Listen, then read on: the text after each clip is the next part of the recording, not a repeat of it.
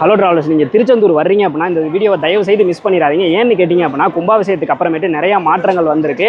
அதுக்கு இந்த வீடியோ வந்து உங்களுக்கு ரொம்ப ரொம்ப இம்பார்ட்டன்ட். இந்த மாதிரியான யூஸ்ஃபுல்லான இன்ஃபர்மேஷனு இந்த கோயில் மட்டும் கிடையாது, தமிழ்நாட்டில் இருக்க எல்லா கோயிலை பற்றி நீங்கள் தெரிஞ்சுக்கணும்னா மறக்காம நம்ம சேனலை சப்ஸ்கிரைப் பண்ணி வச்சுக்கோங்க. இந்த வீடியோ நாங்கள் என்னைக்கு எடுக்கிறோம் அப்படின்னு பார்த்தீங்கன்னா கரெக்டாக ஆடி மாதம் பௌர்ணமிக்கு அன்னைக்கு தான் வந்து இந்த வீடியோ எடுக்கிறோம். நாங்கள் இங்கே வந்தப்போ என்னென்ன பார்த்தோம், எது எங்கே இருக்குது அப்படிங்கிறத டீட்டெயிலாக சொல்கிறோம்.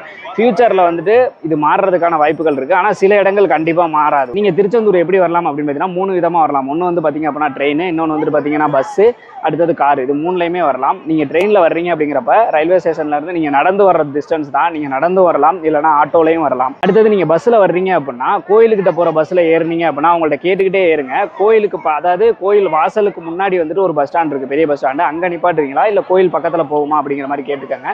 கோயில் பக்கத்தில் போகுது அப்படின்னா அந்த பஸ் வந்து எங்கே நிற்கும் அப்படின்னு கேட்டிங்கன்னா மூவர் சமாதிக்கு பக்கத்தில் நாளிக்கிணறுக்கு பின்னாடி நிற்கும். அங்கேருந்து இறங்கி நீங்கள் நடந்து வந்தீங்க அப்படின்னா நாளிக்கிணறுல குளிச்சுட்டு அப்படி சாமி பார்க்க வந்துடலாம். நீங்கள் கோயிலோட என்ட்ரன்ஸில் இருக்க பஸ் ஸ்டாண்ட்ல இருந்து இறங்கி வர்றீங்க அப்படின்னா நீங்கள் இங்கே வரமாட்டீங்க, தூண்டுகை விநாயகர் கோயில் வழியாக தான் வருவீங்க. அப்படி வர்றீங்க அப்படிங்கிற பட்சத்தில் தூண்டுகை விநாயகர் கோயிலில் சாமி கும்பிட்டு அங்கே ஒரு தேங்காயை உடைச்சிட்டு அதுக்கப்புறமேட்டு நீங்கள் உள்ளார வரலாம். அடுத்ததாக என்ன பண்ணணும் அப்படிங்கிறது இதே மாதிரி அந்த ஸ்பாட்டுக்கே போய் நான் சொல்கிறேன். மறக்காம நம்ம சேனலை சப்ஸ்கிரைப் பண்ணி வச்சுக்கோங்க.